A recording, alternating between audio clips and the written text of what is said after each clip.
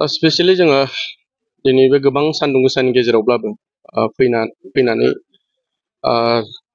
जोंनि बे दालां लुफुंनायखौ नायसंफैनाय निउस पर्टेलनिसिम रोजा रोजा साबायखर जासिहरनाय थाबाय। जों ओरैनो नैबे दालाङा सनितपुर जिल्लानि सिङाव थानाय सादिखेजुलिनि हालामाव थानाय जोङो बे मोनसे मेन लामा, बियो जों बे बाटासिनिफ्राय मना सेन्टार थारायबारि जानानै आप टु सोरगोफुरि थाङो। थ' बेयाव गोबाव बोसोरनिफ्राय रायजो राजा फरायसा फरायसुलि आरो लोगोसे बेफार फालांगियारि मावनाय बिथांमोना दा बे लामाजों हान्थिनो गोनां जायो। दा बेयाव दैज्लांनि समाव ओरैबायदि गिदिर जायो बे दैया, थारमाने जोङो बुंस' हाया, बे साखाथि फाखाथि गामिफोरखौ लोमलाजोबो। दाथ' नुनायाव जोङो फिसा नुदों, दा दै देरि समखाय। ओरैनोब्ला बे दैया एसे अखा हाब्लानो बिराद गिदिर देरो। दा बेबायदि देरनायाव जोंनि फरायसा फरायसुलिफोरा माब्लाबा जों एग्जामनि समाव जोङो बारलांनो हायि जायो। आरो मालाबा जोङो स्कुलाव फैखानाय गथ'आनो गिदिंनानै थांफिननो गोनां जायो।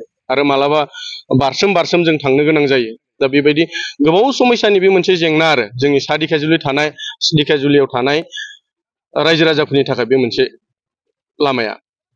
दा बेखाय जोङो टेम्परारि हिसाबै जों रायजो राजा बिथांमोना एसे एनै राङारि आरो गावनि फिजिकेलि एसे एनै खस्थ' खालामनायनि गेजेरजों जों टेम्परारि दालां बानायना लानो नागिरदों। आरो बे खामानिया दिनै एसे जाफुंबाय, एसे आद्रा दंबावो। बे खामानिखौ रायजो राजा बिथांमोना मावगासिनो दङ।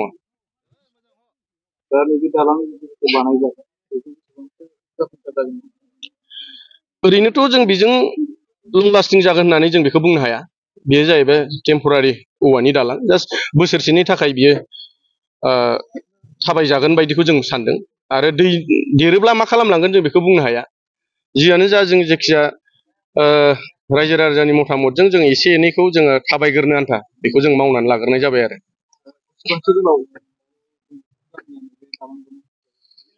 ओरैनोथ' बे दालाङा 150 मिटारनिबो बारा जागोन गोलावा।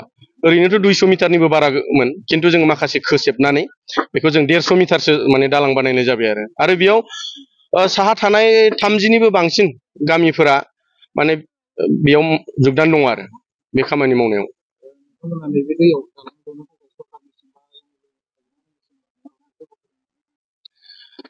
ओरैनोथ' दासिमाव जोङो गथायथ'नाय जायाखै।